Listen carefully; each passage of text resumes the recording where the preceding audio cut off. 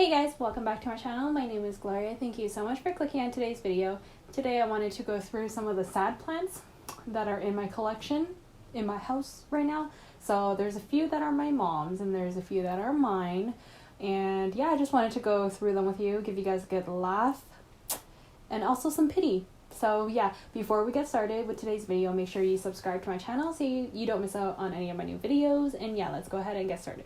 So I guess we'll go through the calatheas first because there's quite a few of them.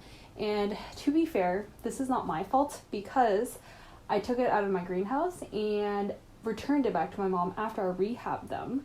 And this is how they look like now. So this is the calathea that got spider mites. I think this one's called the Beauty Star. And it was in my greenhouse for quite some time. I think maybe a couple months. And I returned it back to my mom and it went into ambient room humidity and just all the tips started browning, and then over time they start to yellow and literally just fall off. So this is how it's looking like right now. It's not too bad. The bottom leaves especially are like more ugly, but you know, for the most part I think it's doing okay. I don't see any like new pests going on, and just random spots here that look, I don't even know what that is. Is that lack of humidity or is it a pest issue? We don't know. But yeah, this is currently living in my kitchen right now. So it's probably pulled back 10 to 12 feet from a south facing window and doesn't get any humidifier, and it's just, it's doing okay, but it's not thriving. But the next one's having some issues. This one is the Calathea White Fusion, and first of all, the color is just completely off. It's like really pale green. It might just not be getting enough sunlight because it's kind of just in a really dark room. It's inside this like terrarium setting, so it doesn't have too many brown tips. But the moment we took it out, my cat just like went for it and chewed it all up. So thankfully calatheas are not toxic to cats, but sadly this is how the leaves are looking like now. They're just all chewed up, and I'm probably gonna have to give this baby a chop and just leave the healthy leaves because a lot of the new leaves got like chomped on, and just it's looking a little like scraggly. I don't know. What do you guys think?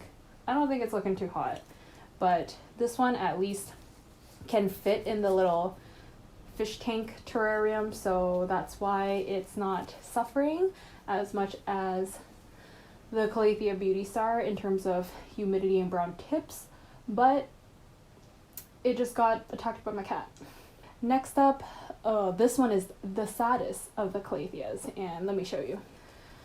So this calathea I don't even know the name of because it's not my plant, it's my mom's plant, but this used to be in a 4-inch pot and it was really full, and now there's 3 leaves that are remaining, which are not even looking that great, to be honest, and it's been moved down to a 4-inch pot. So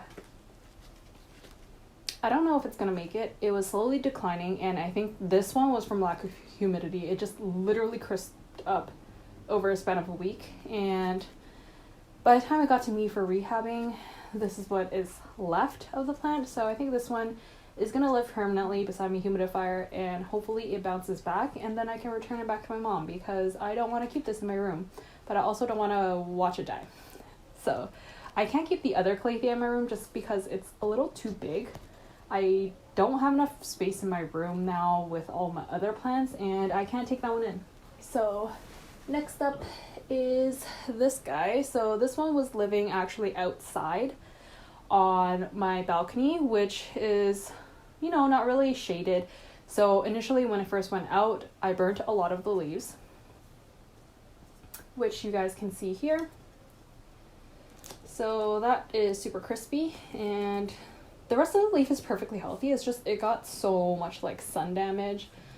This one has a little bit, not as bad. This one's kind of ugly as well.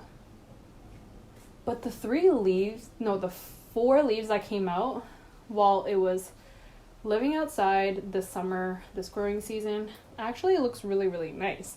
So I'm kind of debating if I want to chop it right here and just propagate it and keep it just like a smaller, shorter plant, because right now it's pretty tall. When I first bought this, I think this was probably the newest leaf, so it was really short, maybe like here.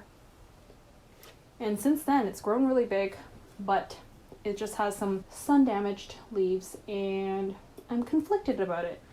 I might just wait for the leaves to naturally fall off because I kind of like the look of a really tall Ficus Burgundy and have it more like a floor plant, you know, because right now it's just in a 5-inch pot, but it's starting to get kind of tall, so I might have to switch it up to a 6-inch, but probably next spring, so next year's growing season.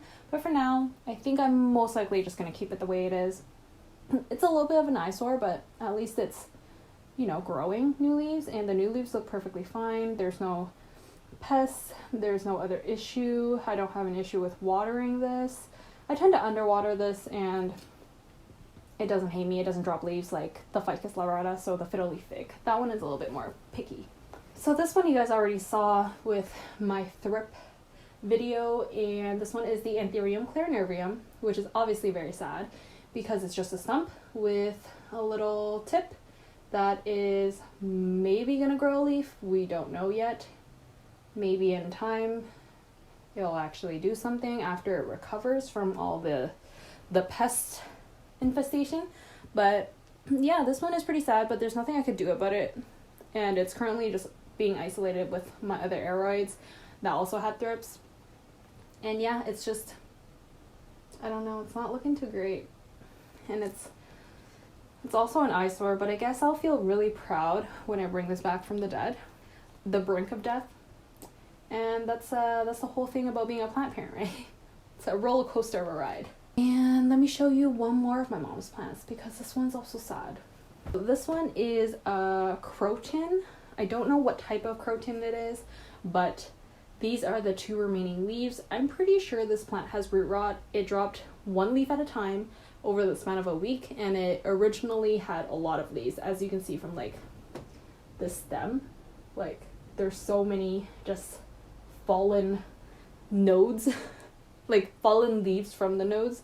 So yeah, hopefully this bounces back. I really don't want to up-pot it because then I'll have to actually do something about it, and I just kind of want to let it be and hope that it doesn't completely die, because my mom's really sad about this one actually, because she really likes the colorful leaves. So it has like red leaves, yellow leaves, orange leaves, and even green, but only 2 remaining are the red leaves, which I don't think will last too long.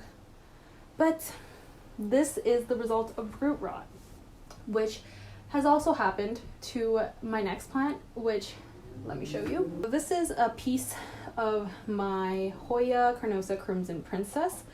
So a piece of it actually rotted. I mean, the rest of the plant is still perfectly fine. I think it was just this one. Maybe it was sitting in like a spot in the pot where like the water wasn't draining as well, or like I was watering it too heavily. But yeah, I noticed it was rotting because the leaves were getting really, really soft, and despite the water, it still did not firm up. So, yeah, this is the little cutting. So it's just a piece off of the big plant. So I just kind of have it in this pot right now with some water. So I'm trying to root it in this water, and hopefully it bounces back. When I took it out of the pot, all the roots were really stringy, and like when you tug on it, it just like breaks, and that's usually a very telltale sign of root rot. So this one is just going to be sitting in some water until it roots, and then I'll put it back into its pot. So this is just a sad portion of the plant, but not the full plant at least. So yeah, that pretty much concludes today's video on all the sad plants that are in my home right now. There's not that many. They're mainly calatheas, just because I know the care of calatheas, but my mom just gets really sucked in by the pretty foliage when she's shopping for plants and just doesn't realize how needy and fussy they are. So I tend to stray away from calatheas and Maranta, Stromanthes. Pretty much just gotten rid of all the ones that are in my collection. So these ones are my mom's and I now have to rehab them. So yeah, that pretty much concludes today's video. I hope you guys enjoyed. Give this video a thumbs up if you found it helpful or entertaining in some sort of way. And I'll see you guys in the next video. Thanks for watching. Bye.